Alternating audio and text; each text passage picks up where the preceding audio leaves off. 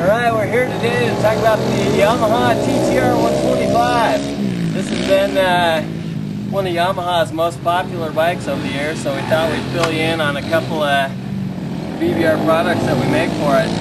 The number one thing is probably the cradle. These bikes are set up as using the engine as one of the stress components on them. So BBR makes this cradle that basically ties the frame together, because when the big guys get on them and start jumping, they basically pull the motor apart.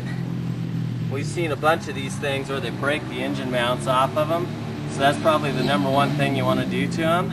Alright, the second biggest problem with the TT-R125 is the chain guide. The stocker is just a plate that sits out here, but BBR makes one that actually wraps all the way around the chain and holds it so that it can't come off. And these things are just notorious for hitting a rock and rolling the chain off, and when that happens, it blows up through your engine, and you're in big trouble then, because you got to split the cases and buy an engine case half.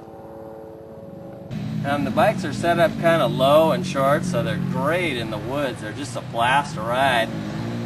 They come sprung for about 100-pound kid, so anything that is heavier than that, you're going to want to put the BBR heavy-duty springs on them, front and rear.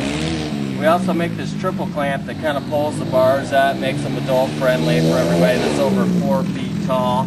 We do aluminum rims for them. They come with steel rims that just clank. You know, the steel bends or the aluminum will kind of take a hit on these things. BBR also does a 150 engine kit. It comes with a complete cylinder, piston rings, gaskets, cam, everything you need, and it bumps the horsepower way up on these things. And as always, we make them so they'll run on junk gas. You can run them on 92. They run better and last longer for sure if they're on 100 octane, but they'll run on that.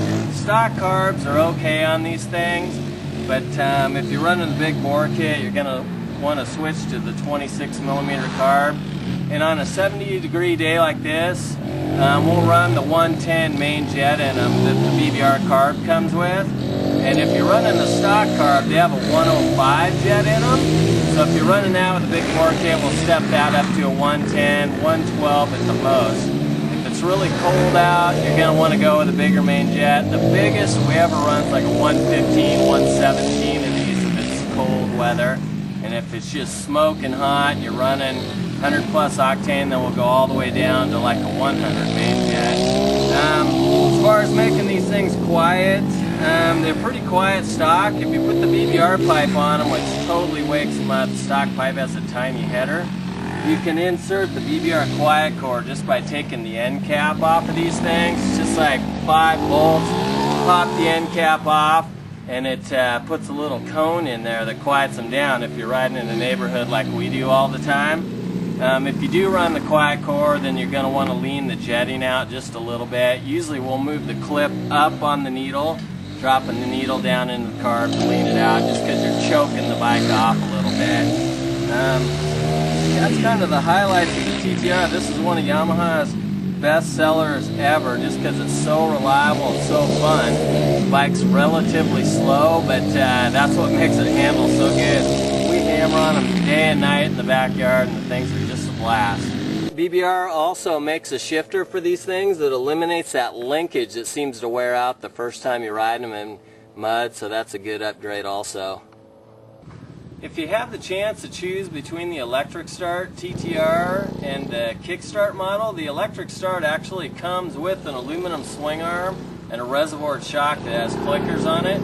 So if you can choose between them, the magic button, the swing arm, the shock, all that comes on the LE model, so that's the better choice.